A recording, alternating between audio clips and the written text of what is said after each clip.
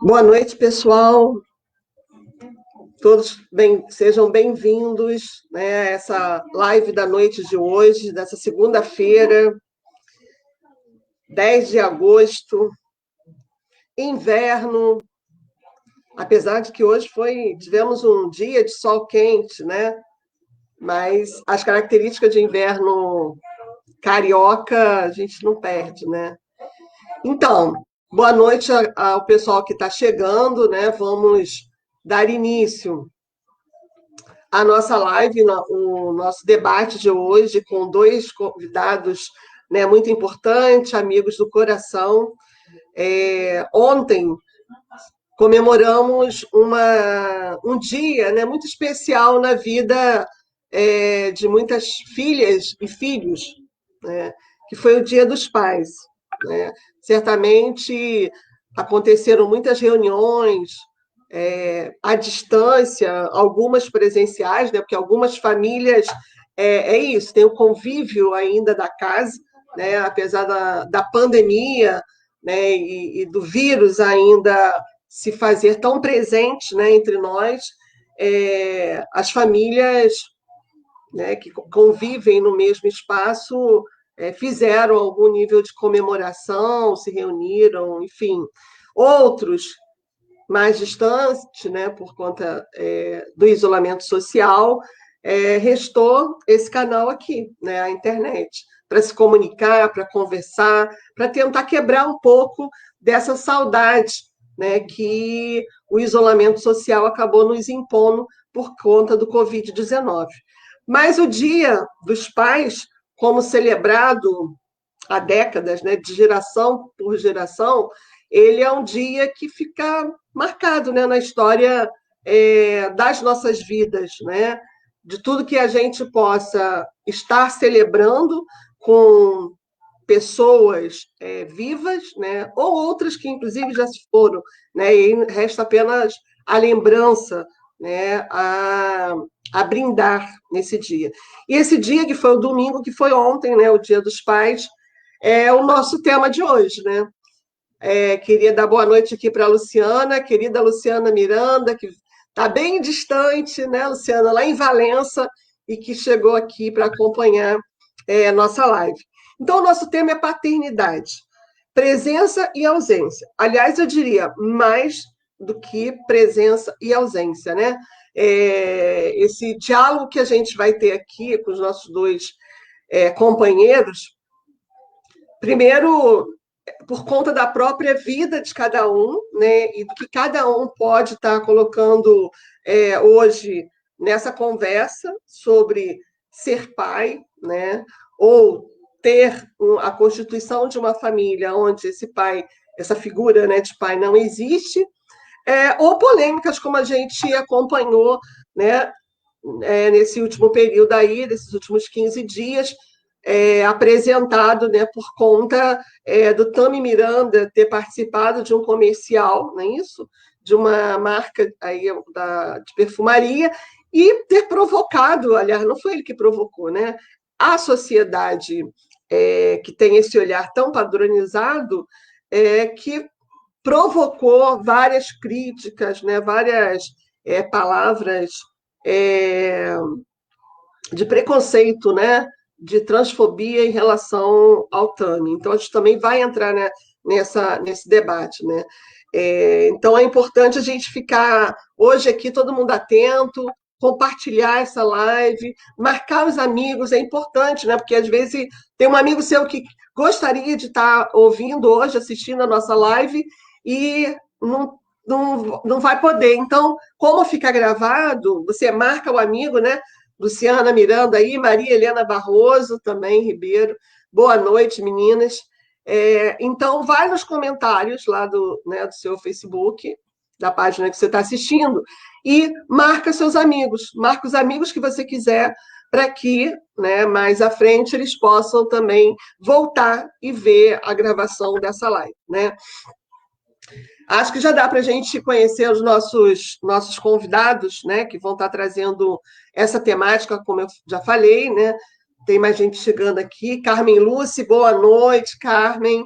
Né, o pessoal está chegando devagarinho, estão no ritmo da segunda-feira, né? A gente estava lembrando aqui agora há pouco, segunda-feira de inverno, apesar de um sol muito quente hoje aqui no Rio, mas a gente está aqui para fazer essa nossa conversa, que é uma conversa que, mais do que o tema, inclusive, fala um pouco da vida de cada um, né? De como cada um se vê nesse lugar da paternidade, né? Lembrando que esse lugar da paternidade tem, inclusive, corpos diferentes, né?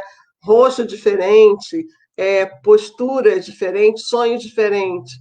Denise Freire, boa noite, Denise. Denise, companheira lá da creche do Morro do Sapo, né? Dá mandar um abraço para essa galera também que trabalha nesse momento, não estão trabalhando, né? Como todos nós da rede municipal de Duque de Caxias, né? As aulas ainda estão suspensas e acredito que por um bom tempo ainda estarão, né? Mas eu que trabalhei, inclusive, lá na creche Abne, né? Mandar um abraço para essa galera, nossa, lutadora, guerreira, que trabalha lá no alto do Morro do Sapo, dentro do Centenário, né? Kedma também chegando. Kedma também, companheira que trabalhou lá na creche. Professor Daniel Simões. Boa noite, professor Daniel Simões, diretor da Escola Municipal Rotary, né? Ele está trazendo aí, ó. Parabéns pelo tema do bate-papo. Vamos encarar essa temática assim, né? Durante muitos anos, esse é um tema que sempre passou por um lugar de muito conforto, né? O Dia dos Pais, que sempre foi também, assim como o Dia das Mães, né, visto como um dia que, inclusive, exalta o consumo, né? Presentear.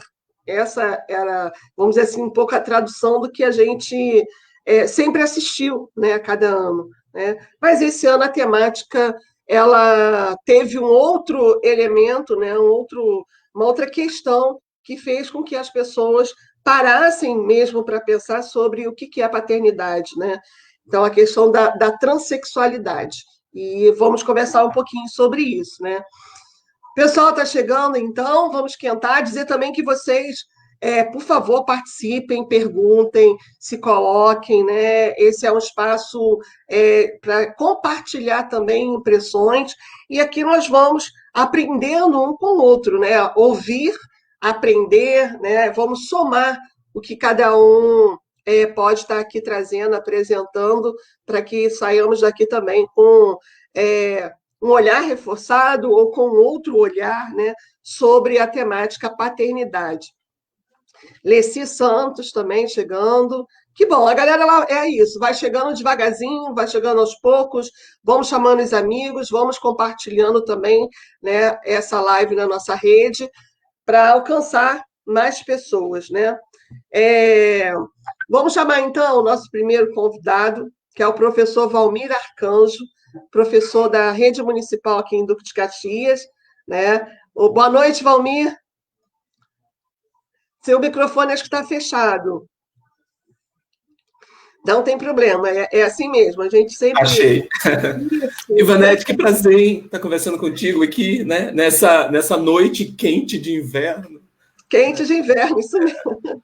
Então, Valmir, fala um pouquinho para você, se apresenta aí para a nossa galera que está chegando aos poucos. Avisar que o Daniel já está por aqui, hein?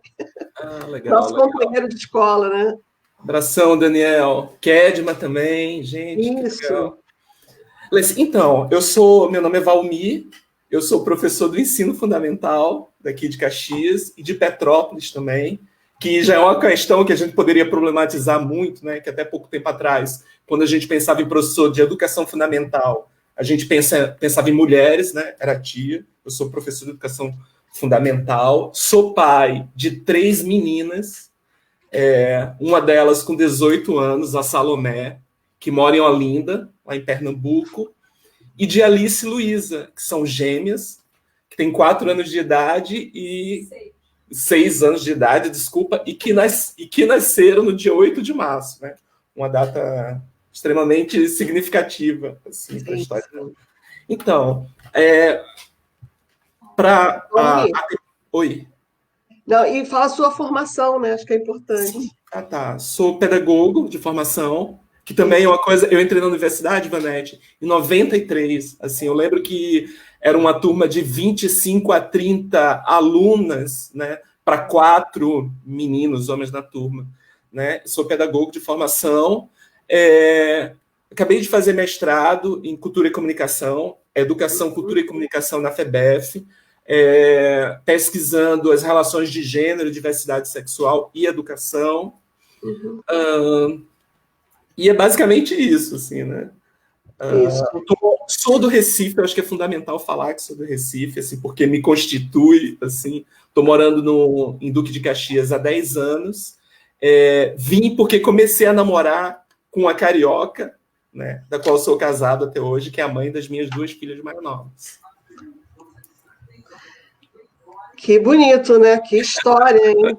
E acho que a gente vai saber mais coisas dessa história também, né? Que é esse lugar de pai, né, do Valmir, mas também o lugar do professor, né, do educador, e o lugar do pesquisador, né? Essa temática que o Valmir estuda, né, e que fez o mestrado, né, Valmir? Foi o mestrado, né?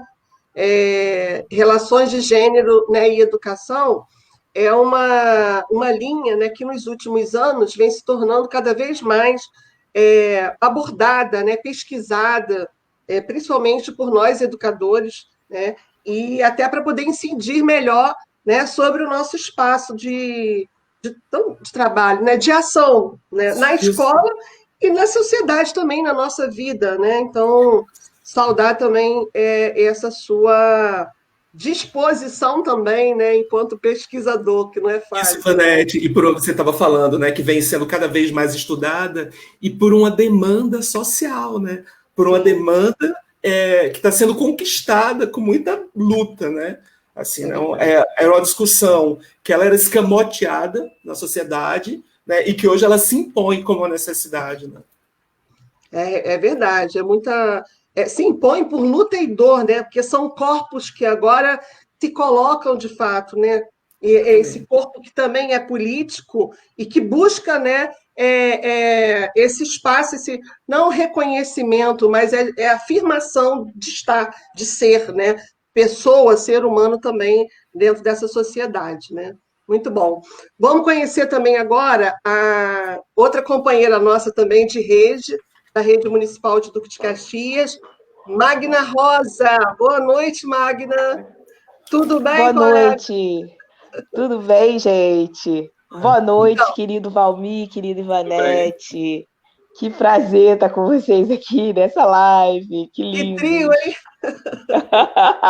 Boa noite, Daniel, meu diretor lindo, Kedman também. Cecília, Oh, meu sua Deus. linda. Um Magna, beijo para todo se mundo. apresenta um pouco para a gente, fala um pouco aí da sua vida, da sua formação, atuação. Cida, um beijo, boa noite. Olha, eu sou Magna Lúcia Rosa. Sou professora, me formei no curso de formação de professores a nível de ensino médio, né, no Instituto de Educação do Rio de Janeiro. E em 92, desculpa, foi a formatura. Em 94, eu comecei a trabalhar na escola pública, no CIEP, em Saracuruna, e foi aí que eu comecei a minha trajetória profissional como professora. E fiz faculdade de pedagogia na UERJ, FEBEF. Atualmente eu faço curso de pós-graduação na UERJ também, a FEBEF, uma especialização em organização do trabalho escolar. Fiz faculdade de Direito na Universidade Cândido Mendes, só que ainda não consegui entregar a minha monografia com a pandemia agora. As coisas complicaram mais ainda, tá uma luta, mas a gente vai conseguir. Mas o que eu gosto mesmo é de educação, é de trabalhar com criança. Eu sou professora do ensino fundamental, a antiga professora primária raiz. Já fui diretora do mesmo CIEP que eu iniciei a minha trajetória em 94. Fui diretora dessa escola durante o ano de 2005 até o ano de 2015. e a minha vida foi construída nessa escola, principalmente, né? Claro que eu passei por várias escolas nesse interim, mas foi em Saracuruna que eu mais trabalhei com esse público nesse bairro. E eu tenho 2 filhos, quer dizer, um filho e uma filha, um filho de 20 anos, que é o Iago Henrique, e uma filha de 17 anos, que é a Maria Luísa. Não só como Valmir, eu também às vezes esqueço a idade deles. Às vezes eu acho que um tem 15, outro tem 17, mas é 20 anos e 17 anos.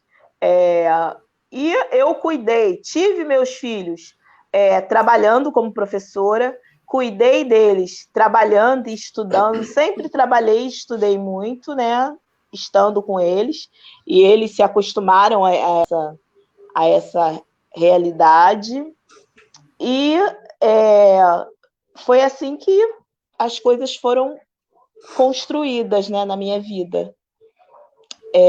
Hoje eu trabalho junto com vocês, né, na Escola Municipal Rotary, Valmir e Ivanete, somos professores do ensino fundamental lá, sob a direção do nosso querido professor Daniel e as nossas orientadoras. E é isso. Mais alguma coisa que eu esqueci de falar, Ivanete? Não, acho que é isso mesmo. No outro bloco, se você lembrar mais alguma questão, você pode acrescentar, tá? Fique à vontade. Então, pessoal, acho que foi até Kedma que botou aqui. Que trio, né? É um trio, né? Eu aqui com 2 amigos queridos, né? Também um pouco como Magda e milhares de mulheres, né? No nosso país, chefe de família, né? Eu tenho uma filha de 24 anos, né?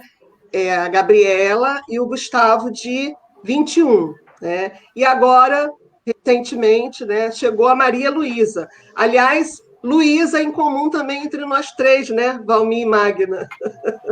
Minha neta Maria Luísa. Então, para além de mãe, agora vó, né? Vó de primeira viagem, como todo mundo diz, né? E também, desde muito cedo, criei meus filhos, né, também sozinha, né? Pelo falecimento do pai deles, né? Gustavo tinha 2 meses e Gabi 4 anos. Então, assim, esse lugar também da paternidade é um lugar que pertence, né, a muitas mulheres, né, nesse estado, né, nesse país, né, que são as mulheres chefes de família, né? Então, acho importante, né, a gente estar se colocando aqui, não para tirar o lugar, né, do debate da comemoração, né, que foi esse domingo, né, chamado à paternidade, mas principalmente um chamado à reflexão, né, a reflexão de que papel é esse que nós estamos discutindo, que nós estamos, enfim, colocando, né, em xeque, porque existe um padrão que é o padrão do pai provedor, do pai autoridade, enfim, e da mãe sempre aquela que cuida, né, aquela que tem a fala, né, mais carinhosa e tal.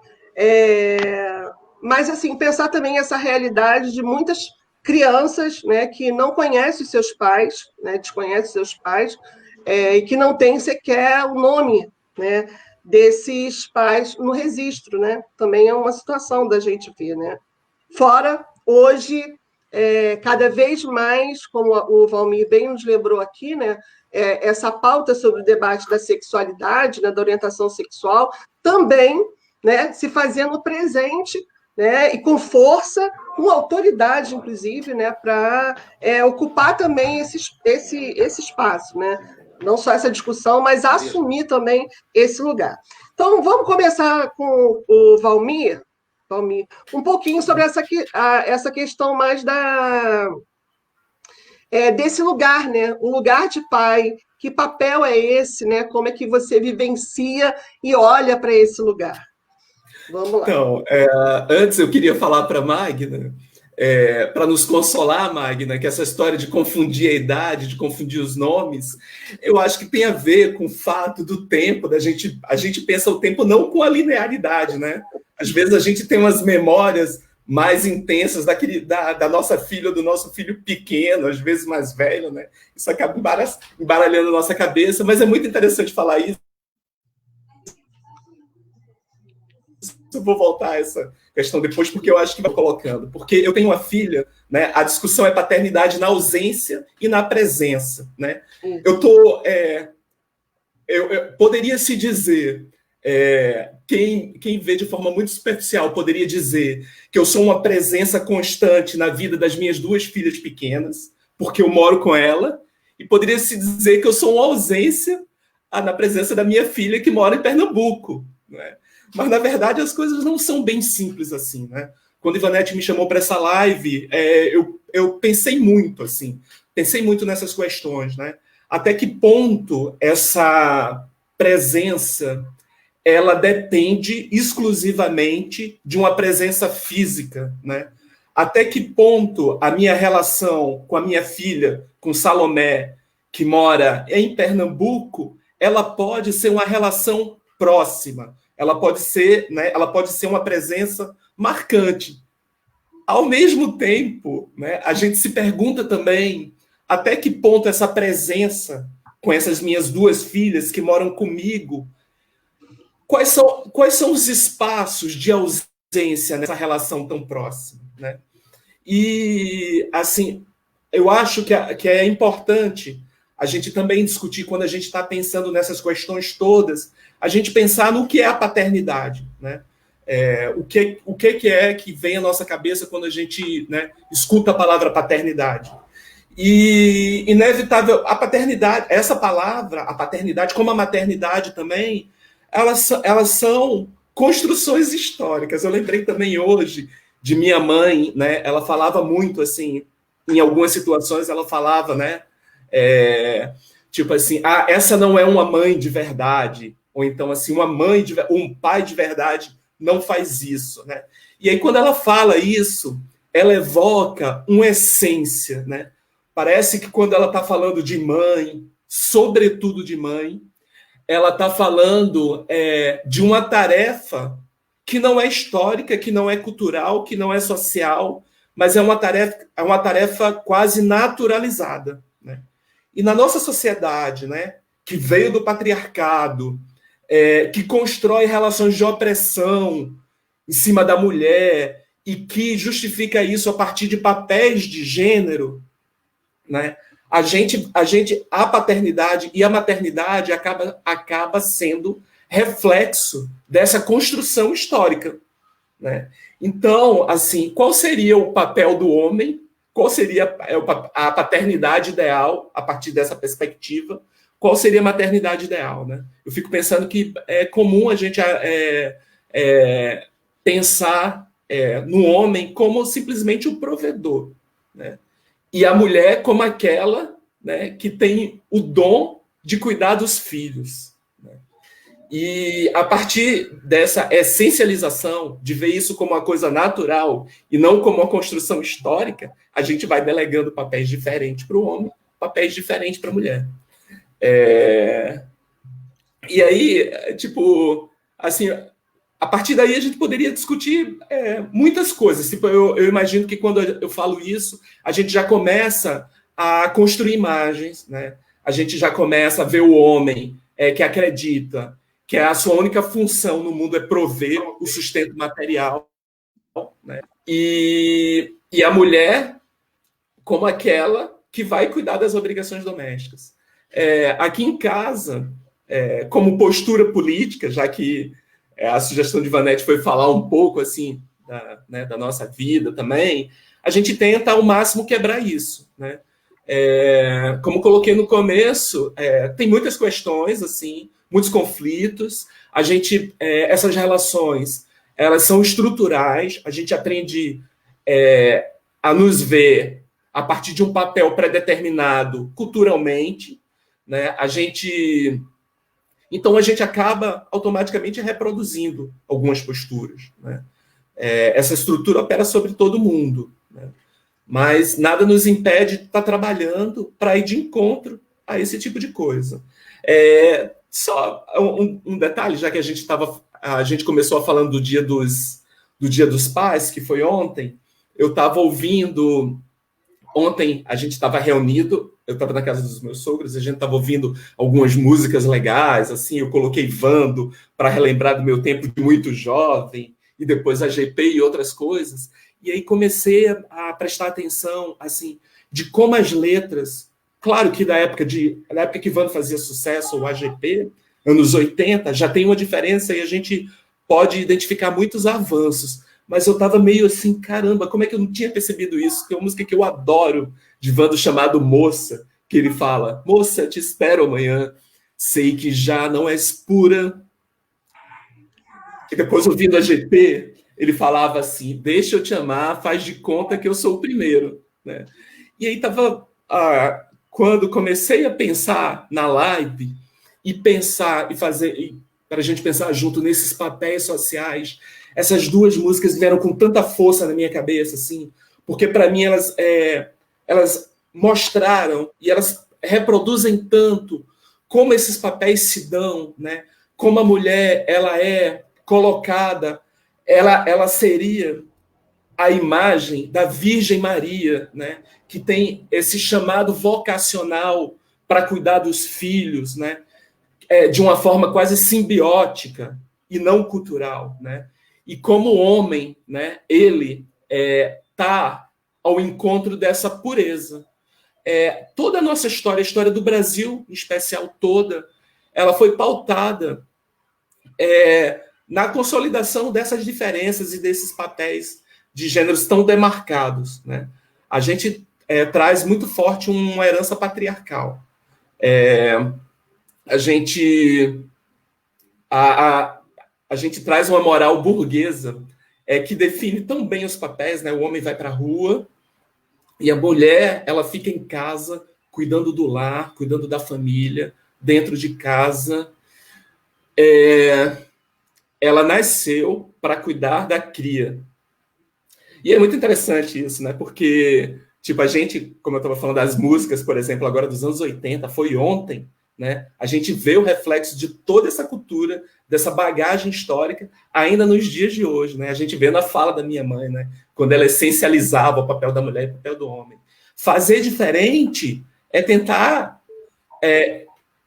lutar para fugir desses papéis tão rígidos, que acaba sendo muito desigual. E essa é uma questão que eu acho que a Ivanete, Magna, elas vão voltar, a gente vai voltar na discussão, mas é muito desigual. Porque ao homem é dado a liberdade, o homem ganha a rua, ganha o espaço público, ganha o lugar de fala, né? A mulher não, a mulher fica delegada ao lar, né? E aí, como consequência disso, para acabar essa minha primeira fala, como consequência disso, o que é que acontece, né? O que é que acontece?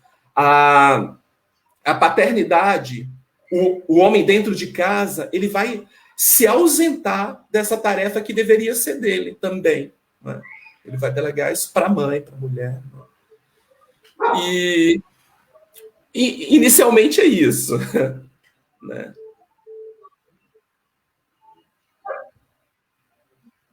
Tá, sem som. Tá sem som. Sem som. Fone. Ai, desculpa. Não, foi um excelente pontapé, Valmir, porque fazer esse resgate da construção histórica, né, do que nos é imposto de geração pós geração sobre o que devemos ser, que papéis homens e mulheres devem cumprir. Né? E a resposta, inclusive, quando essa pessoa não cumpre esse papel também, né?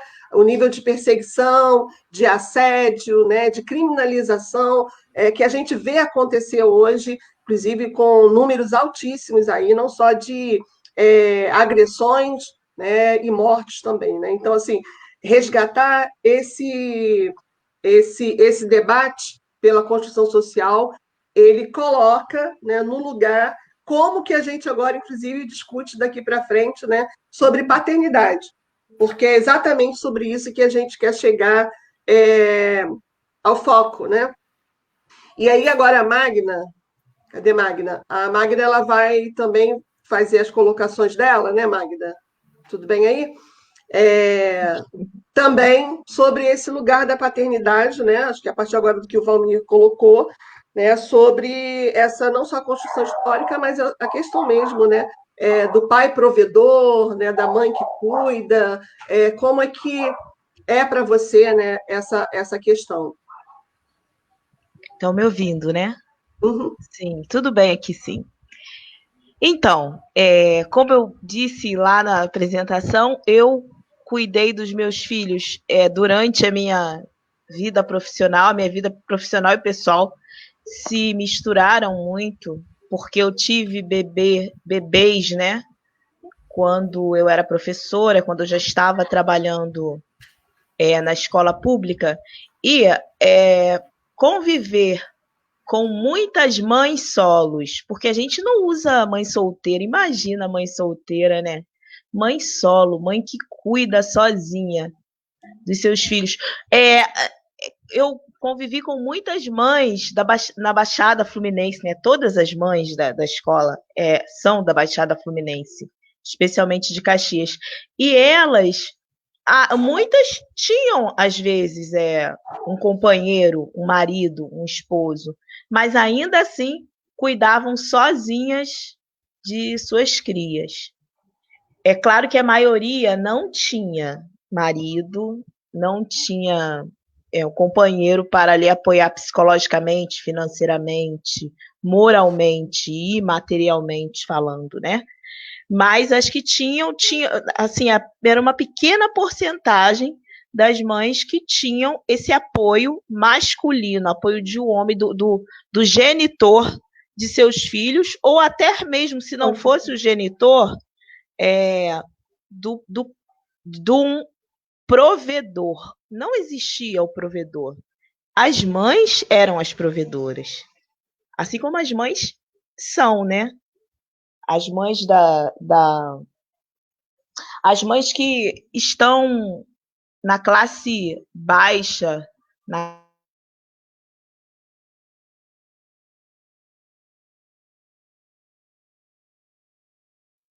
que as mães também cuidam de seus filhos sozinhas.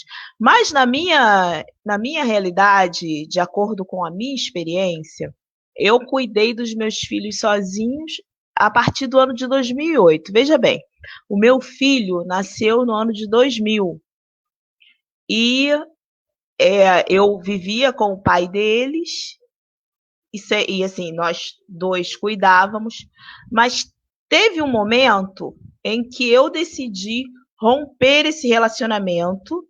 Por que eu decidi romper esse relacionamento? Porque eu decidi estudar de novo. Eu já tinha feito uma faculdade e eu decidi estudar fazendo a faculdade de Direito. E o meu companheiro, à época, ele não aceitou cuidar dos meus filhos à noite para eu estudar. Falou para mim que não ia. E aí a gente, eu estou resumindo muito o que aconteceu, né? Mas foi basicamente isso. Ele se negou e aí eu decidi me separar. E quem me ajudou a cuidar dos meus filhos, parece que travou aqui, né? Tá indo bem, Magda. Tá indo bem? Vocês estão me Tá. ouvindo? Aqui tá legal. E Tá tá me tranquilo. vendo? Tá me vendo? Aham. Porque Vendo e ouvindo. o meu travou aqui. Agora tá bom, melhorou. Isso.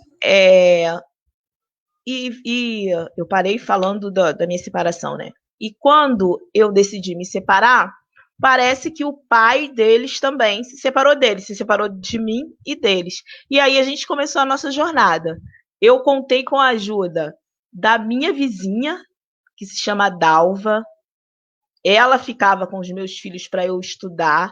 Durante o dia, eles ficaram em vários lugares, ficaram com eu tinha uma pessoa que me ajudava a tomar conta deles, depois eu tentei colocá-los numa escola integral, depois eu coloquei na casa de alguém, e depois, quando meu filho fez 10 anos, o meu pai me ajudou a cuidar, porque o meu filho foi para a casa do meu pai, e a minha filha ficava na escola integral, e de noite ficava com a minha vizinha, e depois um outro vizinho, outro casal de vizinhos, que se chamam Wanda e Antenor, que também me salvaram ficando com a minha filha de noite para eu estudar.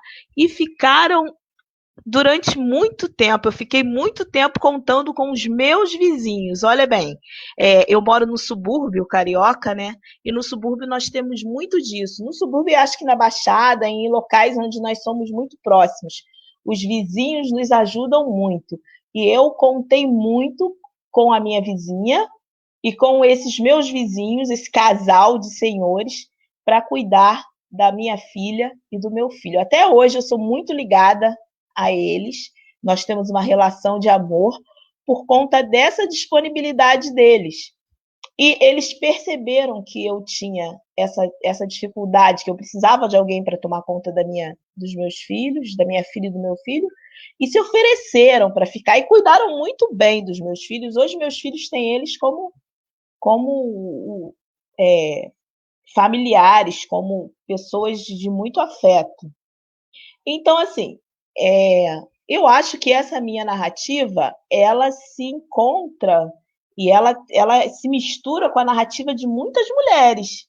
Assim, um número muito grande de mulheres passou por isso de uma forma ou de outra, às vezes nem tiveram tanto apoio assim de pessoas de fora, mas conseguiram, né, sobreviver.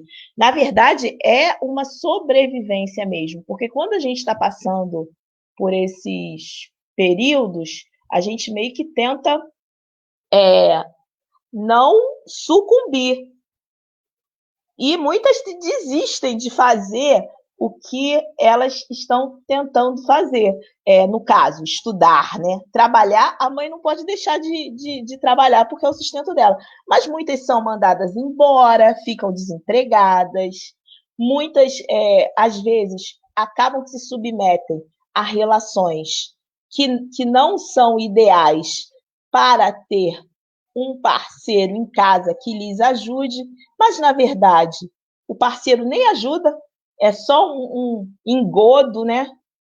E aí as mulheres acreditam que estão sendo ajudadas por conta disso. Enfim, o sistema, a sociedade, ela nos coloca, nós mulheres, numa situação muito muito ruim, muito desconfortável. Eu vou dar um exemplo para vocês sobre onde a sociedade nos coloca, como nos coloca, desde pequenas.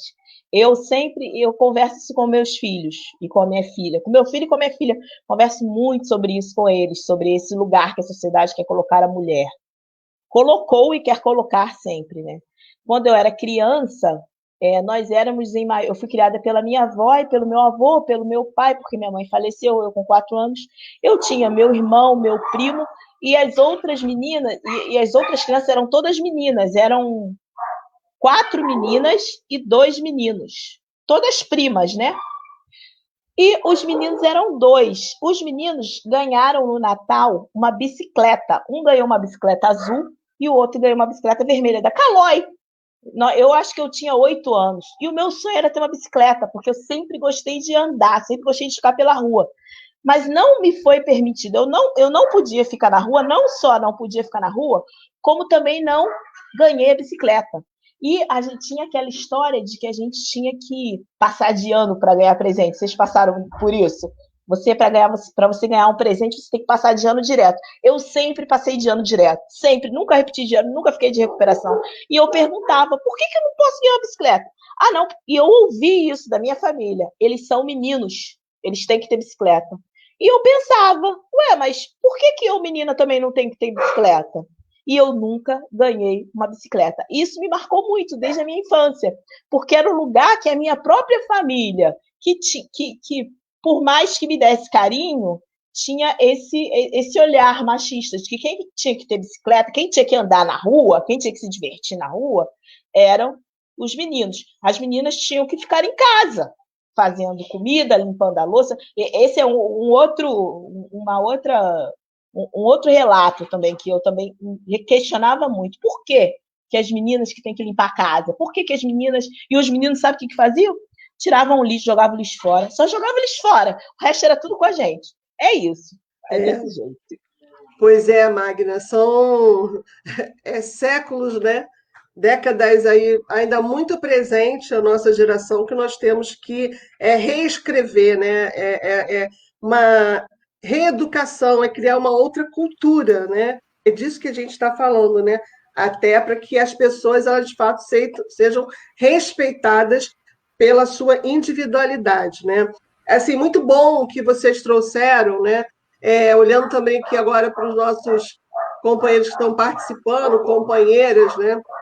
Um beijo para a Natália. Natália, também saudade dos nossos encontros presenciais, né, cara? Parece que já vai passar um ano esse vírus, ninguém consegue encontrar essa vacina, né, para poder nos libertar desse isolamento, né? E a saudade começa a angustiar de fato o peito, né? Muita saudade, né? Natália, né? A Kedman também já colocou aqui. Sueli Fonseca mandando um beijo também para a Valmi, que está na distância, mas está ouvindo aqui, ó, ela deve estar lá no Recife, hein, Valmi? Felipe Albani, a Miriam Medeiros também chegou por aqui, beijo, Miriam, também aqui participando. E tem uma declaração aqui da Cica Caputo. A Cica, ela está sempre aqui, toda segunda-feira e quarta, ela está aqui participando das nossas lives, né? E ela está lembrando, ó, minha mãe foi pai e mãe nos anos 60, negra, viúva, lavou muita roupa de outras pessoas até perder as impressões digitais para nos criar. Muitas dificuldades, preconceitos e renúncias. Se hoje é difícil, imagina no século passado. Imagina no século passado, né? Quero dizer que essa senhora, de nome Dona Zaira, é uma pessoa também muito cara para mim, né? A Cica, que é a Iraci, né? É minha vizinha e companheira assim, de infância, né? E como Magda bem colocou, né? A gente tem uma vivência de muita solidariedade entre as famílias, né? Minha mãe também era lavadeira, como Dona Zaira. Então, elas se conheciam porque cuidavam, né? O trabalho dela era esse, né? O trabalho das duas era esse, lavar roupa para fora, né? Na época falava assim, né? E as filhas é que se encontravam, né? Ou na escola, na igreja, né? No meu caso, e as meninas se encontrou na igreja, né? E eu frequentava muito a casa das duas, né? Então, a Dona Zaira era para mim também aquela pessoa, como se fosse uma tia, né? Uma segunda mãe que abraçou também a minha vivência, né? Meu período de criança e adolescência também, né? Então, lembro assim dela, uma memória muito viva, né? Dessa mulher forte, né? Batalhadora, né? Como Iraci bem colocou aqui. Mas avançando na nossa discussão, né? Vocês colocaram bem. Primeiro, essa questão da construção social, dos papéis, né, impostos por essa sociedade. Uma questão também da presença física, né, e da ausência ao exercer essa paternidade. E aí vamos colocar, seja um homem ou seja uma mulher. Né? Seja um homem ou seja uma mulher, disso que está falando.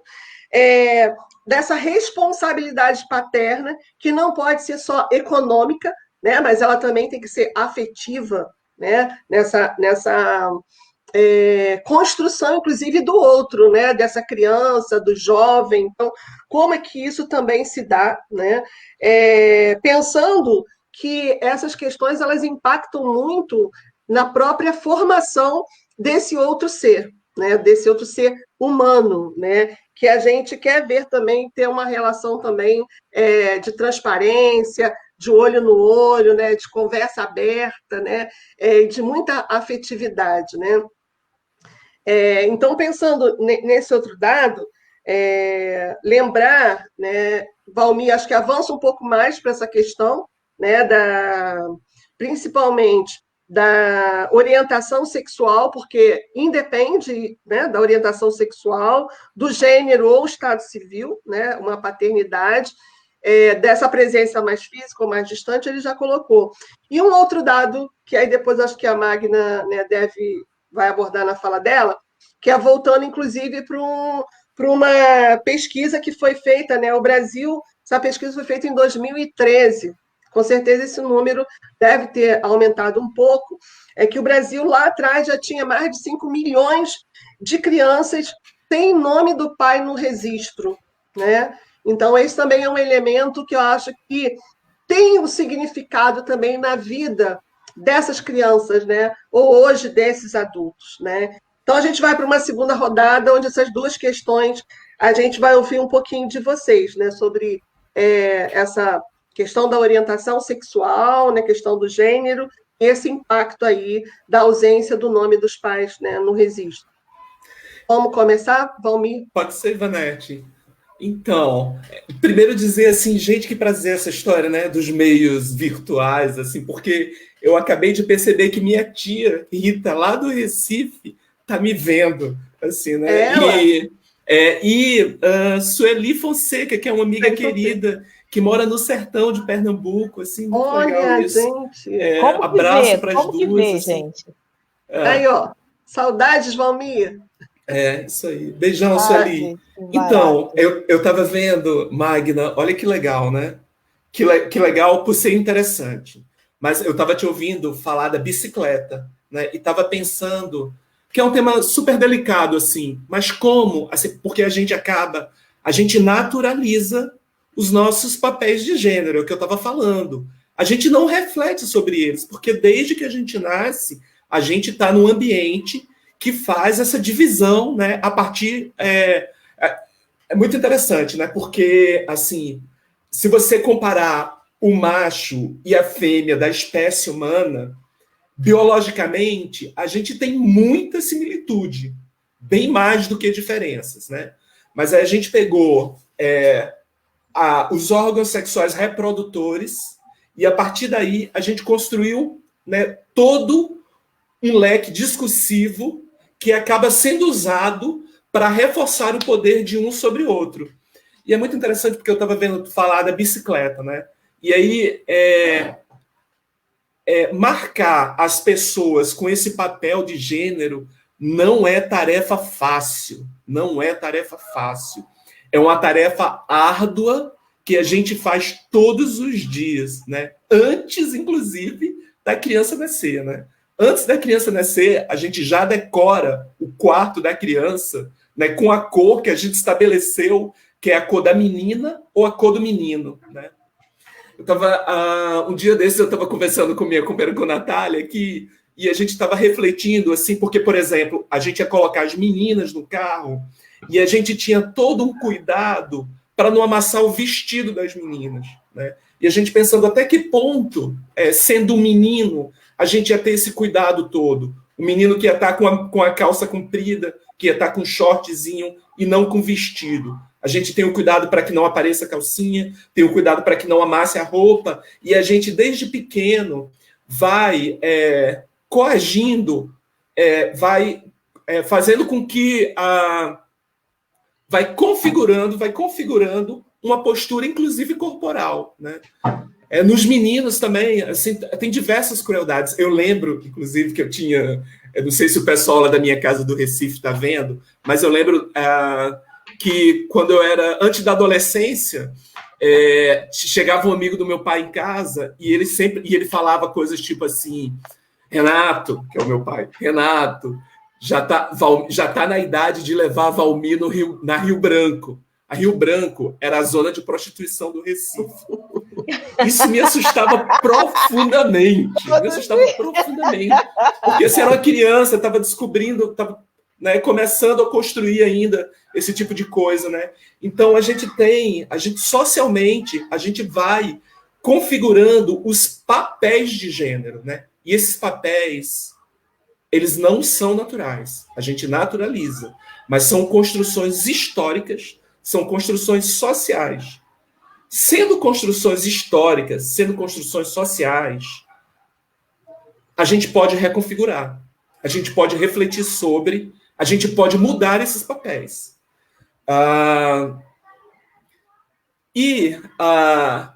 Quais as consequências dessa rigidez que a gente faz tanta questão, mesmo sem querer, porque tem uma estrutura que a gente acaba sendo abarcado por essa estrutura?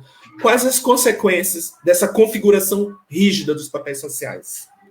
A consequência, por exemplo, que o Brasil é o campeão de assassinato a homossexuais, né?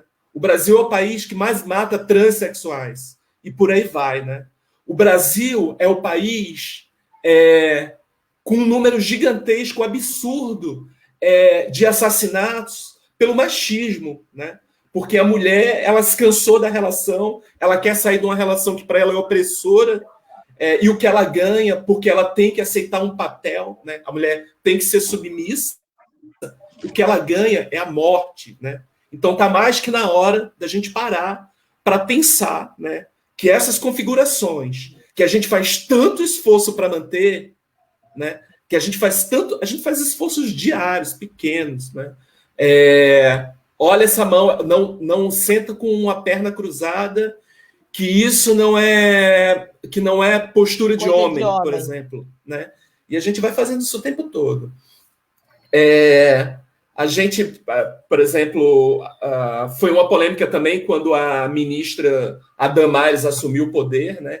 Que ela faz aquela declaração que agora, no Brasil, os meninos vestem azul, as meninas vestem rosa. É muito engraçado, porque quando eu estava fazendo a pesquisa do mestrado, eu descobri que em 1800 e não sei quanto, era exatamente o contrário, né? A cor que se dizia ser cor de menino era o rosa, porque o rosa era uma cor mais vibrante, né? A cor de menina era o azul, porque o azul era celestial, era uma coisa mais delicada e como essas configurações mudam, né? Então,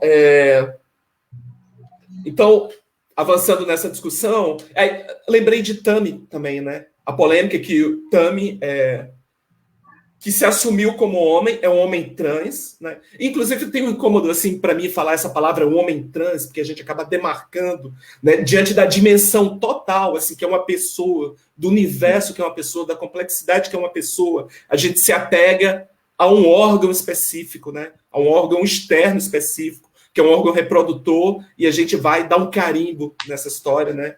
E a partir daí a gente faz juízo de valor. A partir daí, a gente acha que essa pessoa tem menos direito à vida do que outros, né? A partir daí, a gente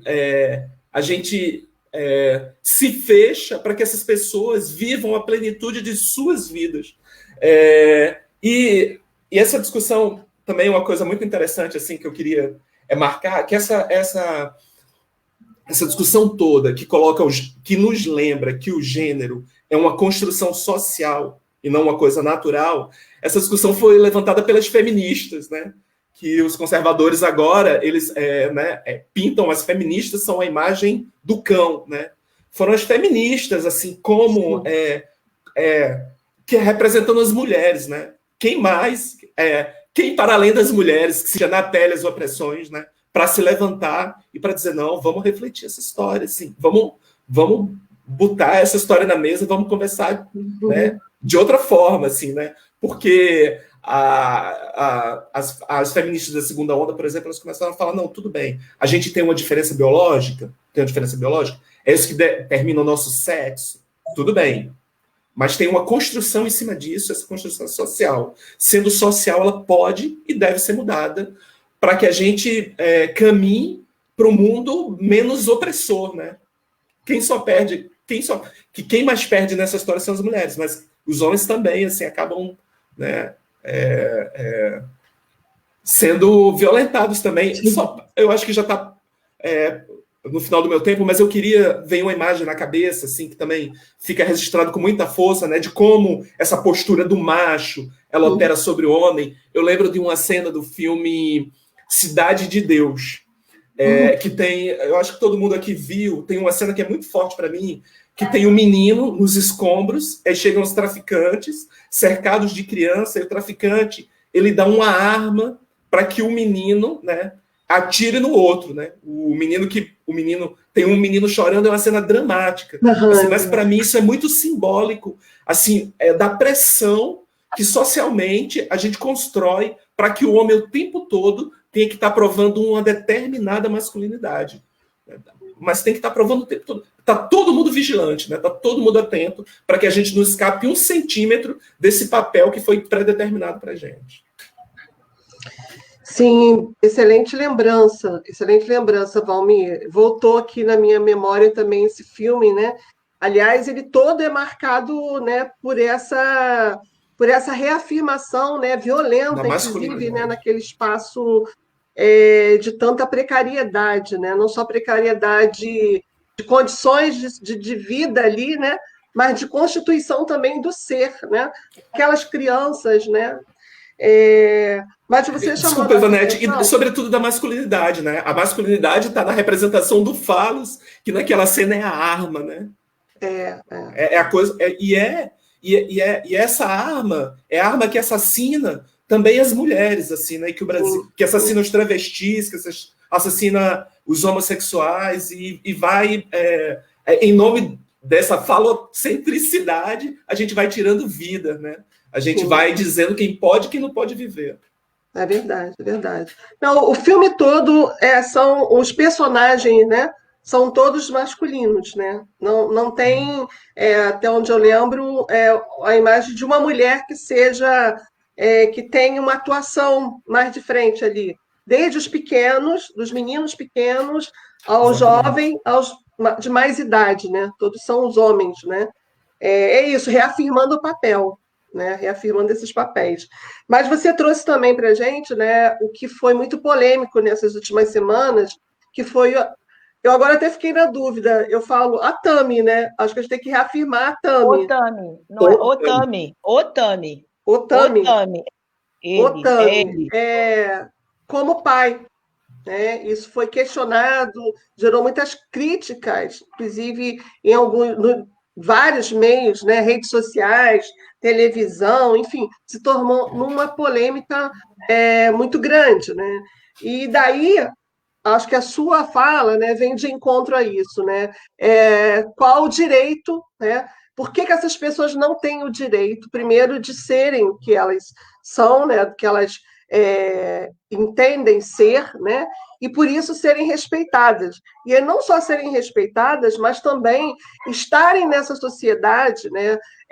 Atuando, trabalhando, exercendo também outras responsabilidades que todas as demais pessoas, né, assumem, como ser pai, né, como ter a responsabilidade também de criar alguém, né?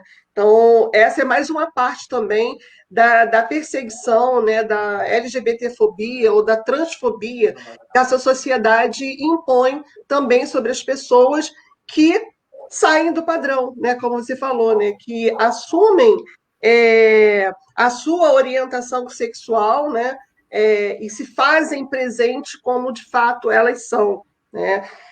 Mas que bom que cada vez mais esse número ele aumenta e impõe essa sociedade revisitar, né, esses papéis, como você bem falou. E se a gente revisita, a gente pode de novo reescrevê-lo, né, dar uma outra configuração a eles. E junto também esse olhar, né, esse revisitar, a gente também reconstrói também o nosso espaço e as nossas relações sociais, né? Em pensando a cidade e as pessoas que vivem nessa cidade, o cuidar para que, como você chamou a atenção, de fato, o Brasil é campeão, né, na morte, no assassinato violento das pessoas, né, LGBTs. E eu acredito que ninguém que está aqui deseja a morte das outras pessoas, né? Então, para tanto, é preciso a gente ter uma cidade também que tenha esse cuidado, né? Esse respeito e que também produza espaços, construa espaços, né? Políticas públicas que vá de encontro a todas as demandas também dos LGBTs, né?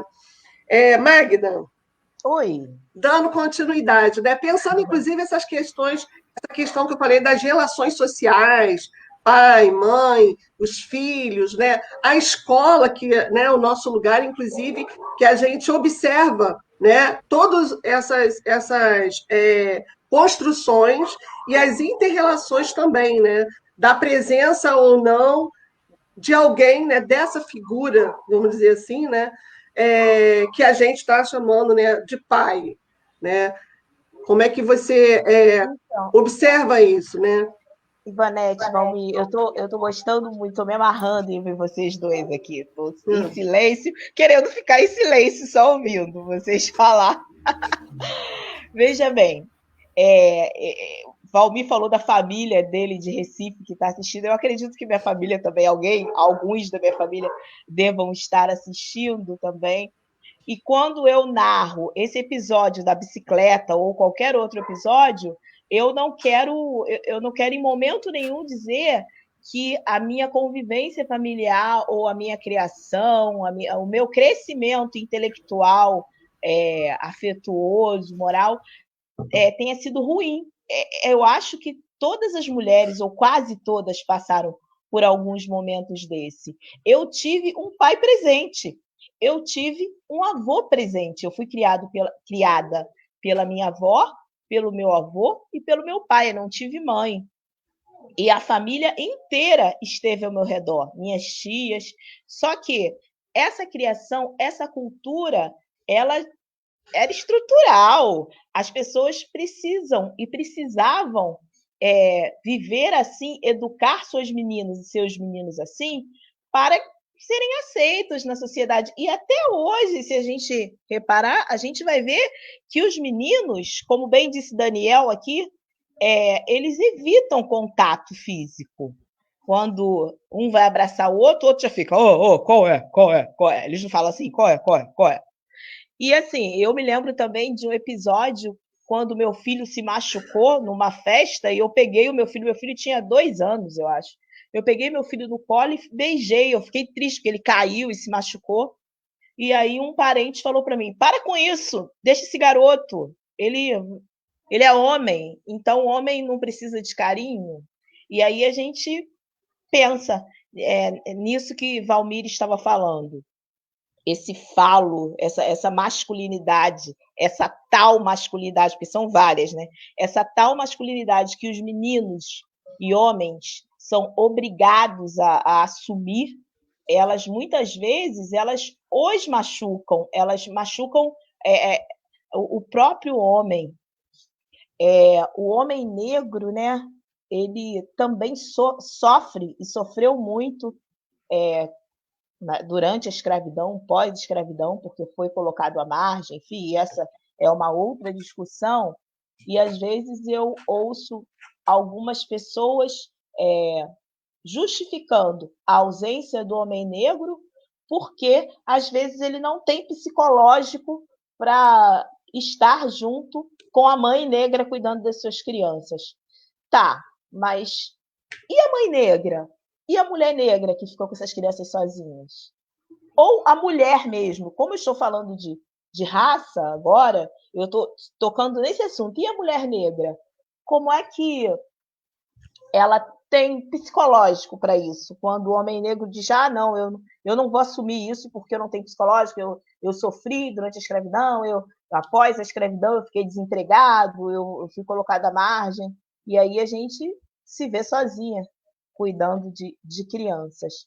E falando em falo, Valmir, depois você me fala do Brenan. Um dos Brenans morreu, e aí eu me lembrei de quando eu fui ao Recife com você, a gente viu que um era o colecionador e o outro era o escultor, que esculpia muitas esculturas com falos. Ele era muito ligado a isso, eu não sei qual era a relação dele, não sei se era Ricardo Brenan, quem era, qual o nome? Valmir, por favor, me ajude. Quem era? O Francisco Brenan, eu te conto essa história. Francisco Brenan, depois conta pra gente a história de Francisco Brenan. Mas, enfim, voltando a falar dessa relação dos meninos com essa obrigação de ter essa masculinidade, é muito torturante para eles, porque o menino, quando ele é pequeno, ele desde pequenininho, às vezes, né, dependendo da sua criação, ele é educado a ser o másculo, o que não beija, não abraça, homem não abraça homem. Que história é essa de você beijar o seu pai, de você abraçar o coleguinha, e aí ele cria um bloqueio, eles não se abraçam, eles não demonstram o sentimento. E isso para a idade, e aí ele vai crescendo dessa forma. E a gente vê que quando eles estão maiores, não só os meninos, quanto as meninas também, porque as meninas também aprendem assim, que elas são as sentimentais, que elas devem sentar de perna fechada, que elas precisam ser as arrumadas. Que roupa é essa? Ajeita essa roupa, ajeita esse cabelo, fecha essa perna, essa saia está muito curta. E assim, e os meninos não aprendem também, muitas vezes, que eles precisam respeitar a menina, independente da roupa que ela tá, além disso, que o menino e a menina, eles são parceiros, são companheiros, e que cada um tem o seu jeito de ser, né? E para desconstruir isso, como bem disse Valmir e Ivanete, a gente precisa de muita conversa, muita educação, muito investimento em educação e muita disponibilidade dos pais, das mães, para conversa, para afagos, para ouvir as suas crianças e tentar compreendê-los. Porque é tudo construção, construção e desconstrução. E quando a gente se depara com essa polêmica com o Otami, né? Otami, a gente percebe que, principalmente, acho que foi um pastor pentecostal que iniciou esse movimento de vamos boicotar essa empresa de produtos de beleza. A empresa de produtos de beleza, ela está se importando com o lucro que ela vai ter com a polêmica. Mas, além disso, a gente precisa pensar e refletir a respeito disso. Porque o incômodo foi uma mulher que nasceu mulher, mas que se sentia... Era um homem dentro do corpo de uma mulher, e aí ela construiu a família dela, e aí ela não pode ser chamada de pai. Por quê? Por quê? Porque é contra a família? Mas que família que é contra, se ela tem a família dela? Que família é essa que vai ser destruída porque um homem trans, ele decidiu fazer a família dele e foi contratado para fazer um comercial. Eu tenho dificuldade para entender, de verdade, como que o Tami vai destruir a família brasileira, porque esse é o discurso. Eu queria entender como. Por quê? Porque ela não tem o falo. E aí, olha aí a falocentricidade aí de novo deles. Parece uma masculinidade meio frágil aí, né, gente? Me corrijam se eu estiver enganada. Então é isso. Acho que meu tempo acabou, Ivanete. Acabou? Pode terminar seu pensamento. Essa masculinidade frágil, essa falocentricidade também me levou a algumas reflexões quando no ano passado eu ainda era diretora de escola. Felipe Albani trabalhava comigo como diretor junto comigo, e nós participamos de um programa, um projeto do Ministério Público que se chamava Pai Presente. O Ministério Público solicitou que todas as direções de escola fizessem um levantamento das crianças que não tinham o nome dos pais na certidão de nascimento. E, assim, o resultado foi o que a gente já sabia, mas quando a gente coloca a mão na massa, a gente vê que é muita criança sem nome do pai na certidão de nascimento. E aí o Ministério Público entrava em contato com essas mães, né? Com as mães, porque o nome da mãe está na certidão, e perguntava à mãe se elas queriam que o pai se colocassem o nome. A maioria queria, muitas não queriam, diziam que não queriam contato, mas a maioria quis. Mas muitos pais não apareceram ainda para colocar o nome dessas crianças. Muitos apareceram, mas foi um número considerável de pais que não conseguiram nem ser contactados para colocar o nome deles no registro dessas crianças. Agora, veja bem, essas crianças não tinham o nome no registro delas, que dirá a presença do pai na vida delas. Claro que, às vezes, elas tinham a presença do padrasto, elas tinham a presença do avô, do tio, porque mesmo que a gente pense assim, não tem ninguém, mas quando a criança está na escola, a escola meio que pede essa presença, né? Mesmo que a escola não faça a festa do Dia dos Pais, mesmo que a escola não cause problemas para a criança, para o psicológico da criança, quando ela não se propõe a multiplicar esses costumes, né, essas festas que muitas vezes não tem nada a ver, às vezes a escola pergunta à mãe: cadê o pai? Tem alguma figura masculina? E aí a mãe ou a família, elas chamam um avô, um tio, um padrasto para estar na vida dessas crianças. Mas ainda assim, as crianças, eles e elas, a gente sempre se reportava às mães, às tias e às avós.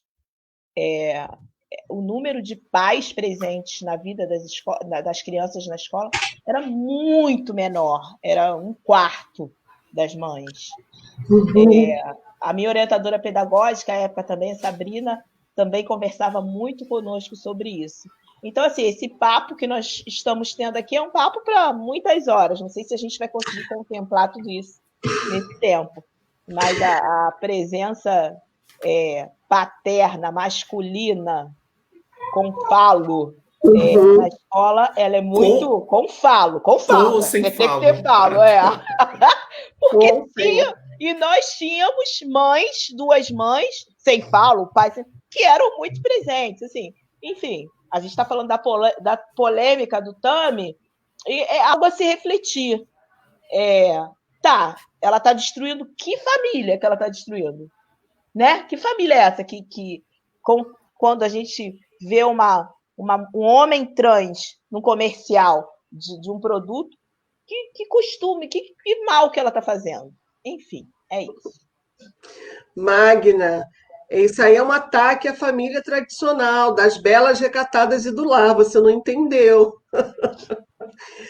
Mas, ó, o Felipe Albani está aqui, tá participando também, está acompanhando aqui o debate, já até deu boa noite para você, o Felipe Albani. Quem mais chegou aqui? Andréia, né? A tia Rita do Valmir, já falamos. Inclusive, ela está falando pelo Grimauro Lima. Exatamente. Conhece, né, Valmir? A Gleide, Joyce Esler também, mandar um beijo. Isabel Cristina, Rosângela, Cléo, querida Cléo Rios, lá de Xerém. Dani Santana, Almir Renato. Meu pai, Vanete. É seu pai? É meu pai. Olha só! Olha! Um abraço para ele. Michele Peçanha, Andréia, já falei. Aí, ó, Mi Renato, estamos ligados. Ele está ligado aí no papo, viu? Andréia, falei. Fábio também. Fábio, nosso companheiro dos Correios, lá do Pantanal, né? Companheiro militante do Pantanal. Um abraço, Fábio. Cristina Mello, conhecida nossa também da rede, aqui está conosco, né? E Kedman. Aqui, ó, a Cristina, inclusive, coloca, ó, tudo isso nos leva a concluir que realmente tudo começa em casa. Está na família o potencial de reconfiguração desse homem e dessa mulher, dessa cultura que vivemos hoje de forma tão violenta. De fato, é uma cultura muito violenta, impositiva, né? Que não reconhece que o ser humano não cabe em caixinhas, né? Começando aqui por aí. O ser humano não cabe em caixinhas e a gente precisa ter esse olhar, né, de mais, não é só liberdade, mas respeito acima de tudo, né, sobre as pessoas. Esse levantamento que eu havia colocado e que a Magda, inclusive, trouxe de volta, acho que tem um barulho de fundo aí, não sei se vocês estão ouvindo. O projeto que Magna trouxe, gente, ele foi muito importante, né? Em 2013, o Conselho Nacional de Justiça é que publicou, né, esse levantamento que foi o censo escolar, foi realizado, né, e divulgado em 2013, e que mapeou esses mais de 5 milhões de crianças sem nome do pai no registro. a partir desse levantamento, né, eles tomaram algumas iniciativas, né, que a gente chama assim, políticas públicas. Primeiro, esse projeto, o projeto Em Nome do Pai, né, que visava a erradicação do subregistro paterno. Tá? E aí, né, qual foi o local que se, vamos dizer assim, operacionalizou, né, esse projeto? As escolas. Né? As escolas, depois da família, o segundo lugar, né, de espaço social que obrigatoriamente, né, todos nós temos que chegar, né, temos que passar. E por lá é verificado o registro das crianças. Né? Eu lembro que nesse período, se não me engano, 2014, 2015, eu estava na Escola Estadual Guadalajara, né, que eu também sou professora da rede estadual, e lá eu fazia parte da equipe técnica, né, enquanto pedagoga.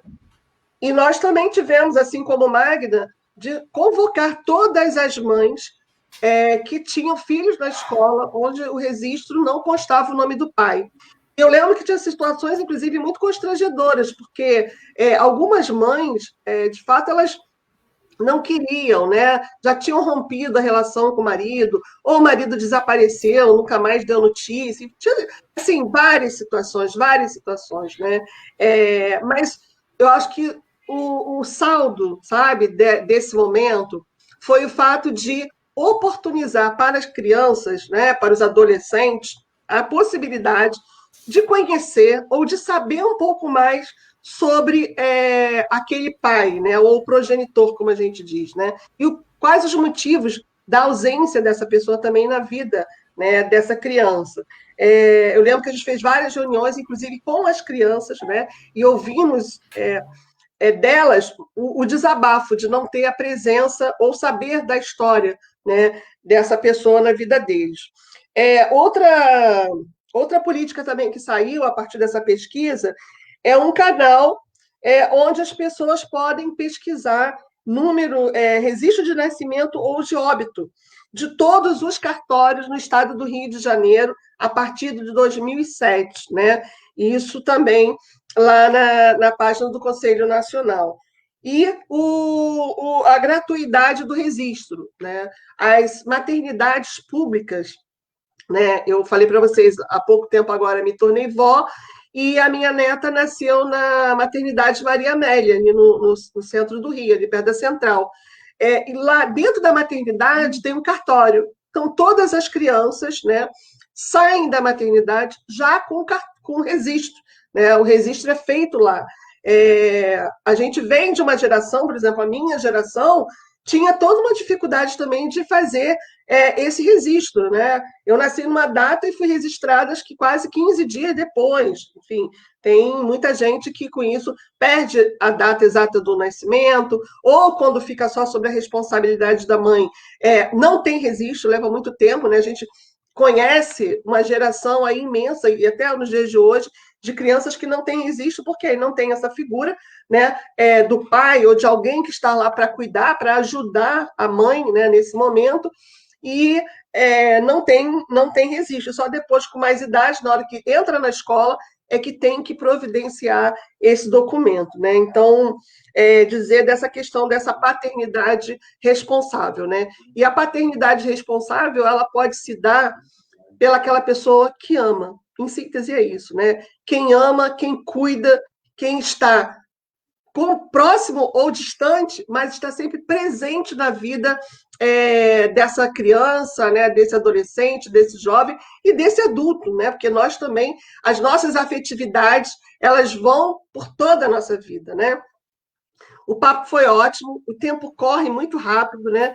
Queria só abrir aqui agora, mais uma vez, para vocês fazerem, né, considerações finais e é uma pena, mas se despedir, né?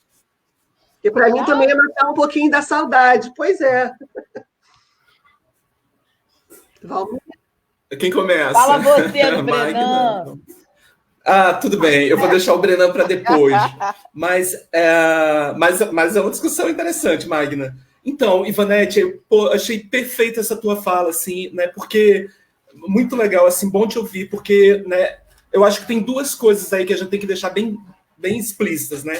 Uma assim, é o compromisso de quem gerou a criança, né? Essa precisa ter algumas responsabilidades, né? Nem que seja, aí nessa situação, nem que seja a responsabilidade do provento, né? Ou de ajudar materialmente, né? Tem que ter esse... E do registro, por exemplo, que você coloca tão bem, né? E uma outra coisa que também tem que ser discutida é a necessidade de reconfigurar essa paternidade. Kedma, pegar um gancho assim, Kedma, ela perguntou se eu já tinha assistido um documentário chamado O Silêncio dos Homens. Eu vou falar para a Kedma que sim, e acaba servindo de propaganda também, é muito interessante, assim, porque ele vai falando de como os homens, e aí a Andrea também colocou, né, como eles vão perdendo a sensibilidade, assim, e acabam desaprendendo a falar de coisas que seriam coisa de mulher, né, falar O Silêncio dos Homens é o nome do documentário. E baseado nesse documentário, eu faço parte de um bloco de carnaval chamado Terreirada Cearense.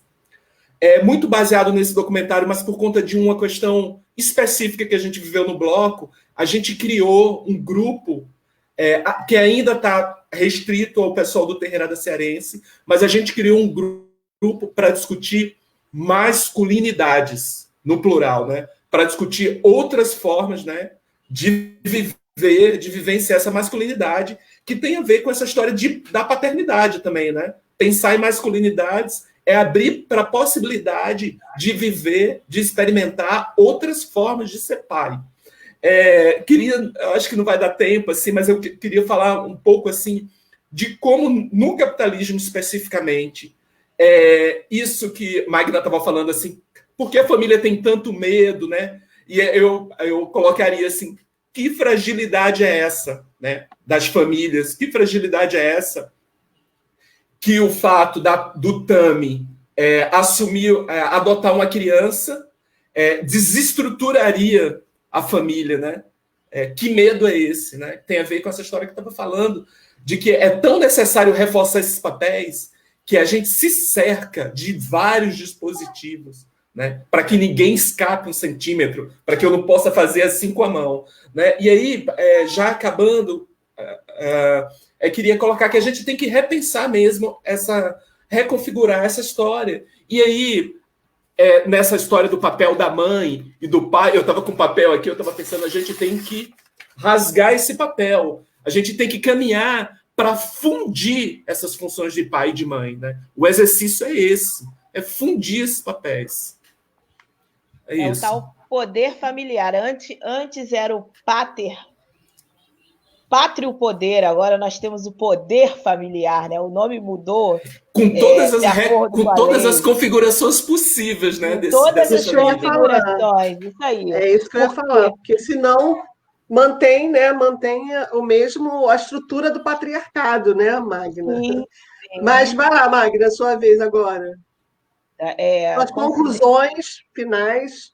Olha, na boa, gente, concluir, eu não vou concluir, eu não acho que a gente não tem como concluir essa conversa, a gente tem que ir conversando, lendo, e da mesma forma, da forma que Valmir falou, rasgar esses papéis em separado. A gente precisa se juntar para educar nossas crianças, nossos jovens, e nos educar, porque o tempo inteiro nós nos educamos. E quando a gente pensa que essa tal educação, de acordo com o patriarcado, ela fere tanto homens quanto mulheres, porque se você homem, não está no padrão que eles te impõem, você sofre e muito. Vocês já viram o número de meninos homossexuais que se suicidam porque a família não os aceitam? Não os aceitam isso? Ou mesmo que não seja homossexual, porque o menino é um pouco afeminado, a família o tolhe o tempo inteiro, a família o hostiliza porque ele tem um jeito afeminado, ou as meninas que também têm o seu jeito e tem que andar de saia, andar de rosa, andar com roupas comportadas, se portar como moças. Olha o quanto isso não fere as pessoas em geral. Então, assim, essa educação, essa reflexão, ela é necessária, ela é urgente. Nós, na escola, nós da educação, já estamos pensando, conversando, e não é papo de esquerda, não é papo de quem está pensando em coisas muito liberais, não liberal no sentido econômico, mas liberal no sentido moral, né? É a nossa vida, é a realidade. A gente precisa colocar o pé no chão. Esses dogmas que nos impõem, que nos fazem seguir, refletir, pensa, o que isso está trazendo de bom? Isso está fazendo bem para o meu filho ou para a minha filha? Eu Sim. obrigar o meu filho ou a minha filha a ter certa postura, porque aquela é a postura de homem, ou aquela é a postura de menina ou de menino. Eu estou fazendo bem para o meu filho? Eu estou conversando com meu filho ou com minha filha sobre os sentimentos dele, sobre o que ele acha disso? Então, a minha conclusão é essa. Eu queria também agradecer mais uma vez, estar com vocês, mandar um beijo para as minhas amigas que estão assistindo, Cecília, Felipe, e tal, e todas, Kedman, todas que estão nos ajudando, nos assistindo, né? E convidar vocês a essa conclusão, que a nossa conclusão não se conclua de qualquer forma, que a gente reflita, que a gente mude nossas ações o tempo inteiro, que a gente consiga ajudar na construção de uma geração mais humana, mais livre e mais feliz, né? Porque vai ser o resultado disso. É deixar esses jovens felizes para eles cuidarem da gente bem quando nós estivermos bem velhinhos e precisando deles. No fundo, tudo tem que ser uma troca, né? Uma troca de afetividade, de construções e de reconhecimentos das nossas diferenças, né? Que as diferenças elas não sejam para nos apartar, mas para nos somar, né? Acho que essa é um grande aprendizado, inclusive, que esse momento está nos colocando, né? Cristina Mello bem que citou aqui, né? Essa pandemia, o isolamento social, ele também nos colocou dentro das nossas casas, cotidianamente, inclusive com os nossos filhos, com a mãe, com o pai, com as pessoas que a gente ama, né? E nos faz refletir até para poder conhecê-los melhor, né? E melhorar também as nossas relações. Deixar um abraço aqui também, Magda até já falou, para Cecília, para Fátima Rocha, um beijo. A gente esteve junto sexta-feira aí num papo muito bom. Espero que volte. Tanto Fátima, Magna, Valmir, né? Estivemos lá conversando. Rosângela, Maria Celeste e Isabel, Leila Ferreira. Pessoalzinho que chegou aqui, ó. Iago também está chegando agora. Só Iago papo é meu de filho. Visão. Aí, ó. Aí, o que ele Iago colocou? É meu filho, ó. Só papo Aí, de o que visão. o Iago Rosa colocou? Só papo de visão, parada de branco, esse negócio de patriarcado. Isso é coisa de pan-africanista, isso é outro papo, sabe? Aí, gente. Gente, não é isso? Está muito bem criado. Gente, pois é. agradecer do coração, tá? A participação de vocês, do Valmir, aqui da Magna. França aqui também parabenizando também, né, o debate.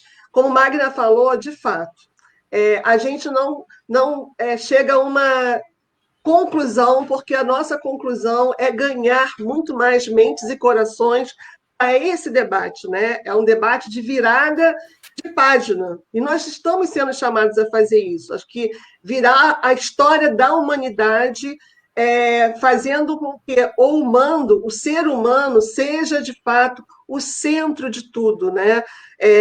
Repensar as nossas relações, repensar a política, repensar todas as áreas, né, que nos cerca, né? No nosso caso de educadores, né? Pensar que é importante, sim, o menino lá na creche brincar de boneca, porque vai ser lá, quando ele brincar de boneca, que ele também vai não só aprender mas ele vai ter o sentido também da afetividade desenvolvido, né? Porque é disso que a gente está falando. A gente não está falando de outras coisas como querem nos impor, da escola, que eu quero dizer, né? Mas vai ter a liberdade também dele ser o que ele desejar ser.